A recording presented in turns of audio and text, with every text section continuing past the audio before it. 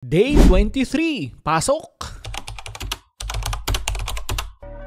Right, so tuloy natin yung discussion natin about public and private IP address. So kanina napag-usapan natin na yung private is being used inside an organization and then yung public is for the public or kumbaga outside the organizations or basically sa internet.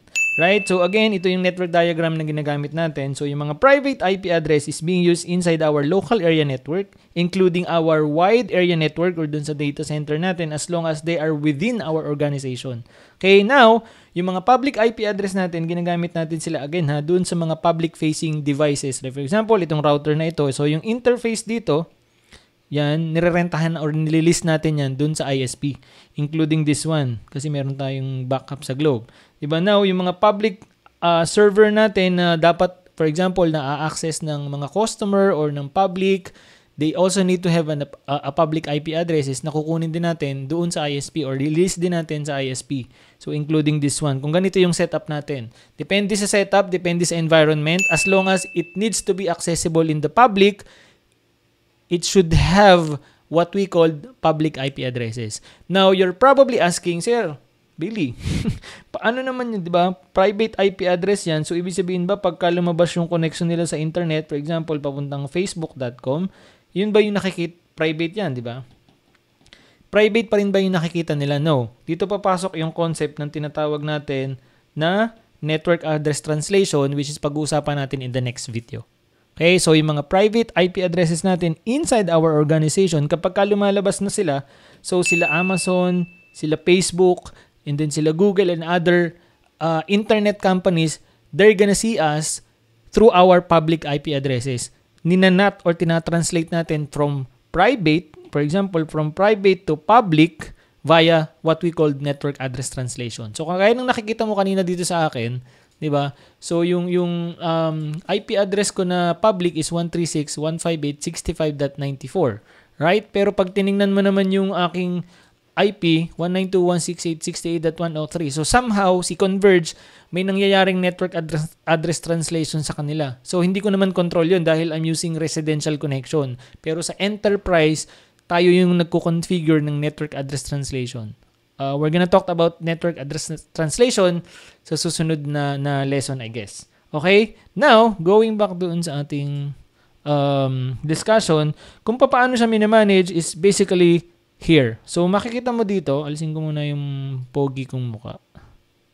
Yan. So, kung makikita mo dito, all the internet and assigned numbers, for example, are managed by what we called IANA or what we call, ano ngayon? Internet Assigned Numbers Association, ECEC.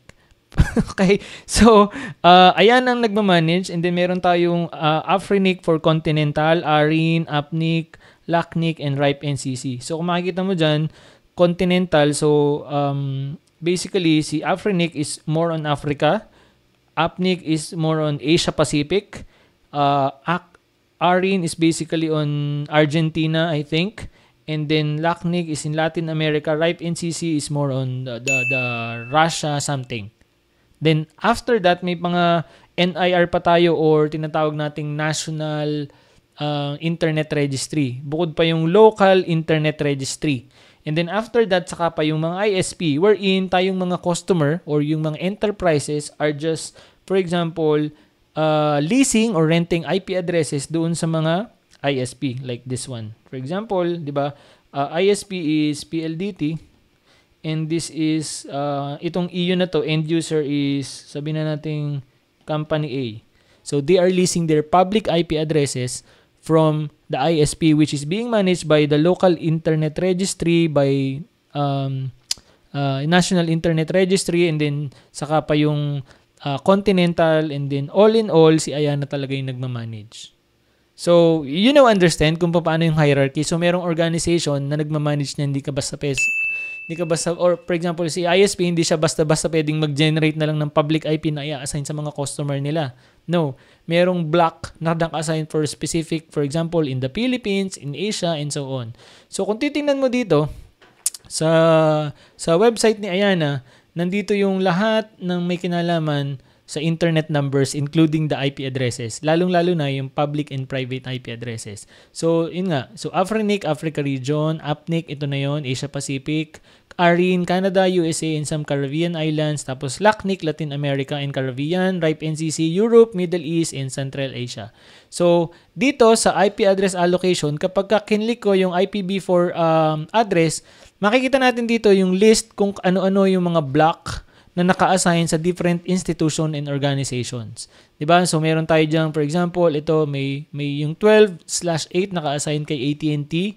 And then, yung iba nasa military ni US. Tapos, for example, yung iba nasa Prudential. So, dito mo sila makikita. Okay? Pero, in most cases, right now, hindi mo na makikita dito yung mga company unless katulad nga nung nabanggit ko kanina, like yung malalaki na nauna before, sila Google, sila Apple, and so on. Pero right now, ang nangyayari na kasi katulad natin, we obtain or release the connection or the public IP addresses sa mga ISP. Kagaya nga nitong diagram natin. Okay? So, we're good in this. Ngayon, gets mo na, ngayon naiintindihan mo na kung ano yung pinagkaiba ng private IP which is being used inside the organization. And then, ano yung public IP at saan ginagamit, which is being used outside or specifically sa internet. Tapos, kung sino yung nag-manage. Now, yung mga blocks or yung mga ranges, ito na nga yun, which is coming from the IETF din. So, ito yung range ng mga private IP addresses na pinakita ko rin kanina doon sa naunang slides or sa naunang lesson. Tapos, yung public IP address range natin is, actually, nandyan na lahat eh.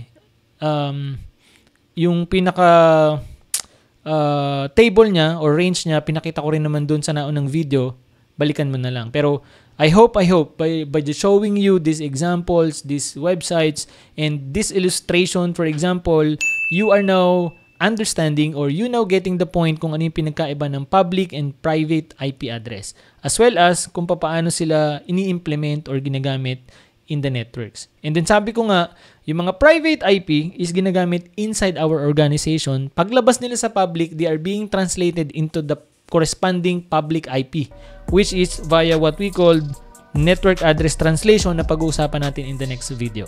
Okay? So for now, understand and let the lesson sink in from this public and private IP address topics, and I'll see you on the next one.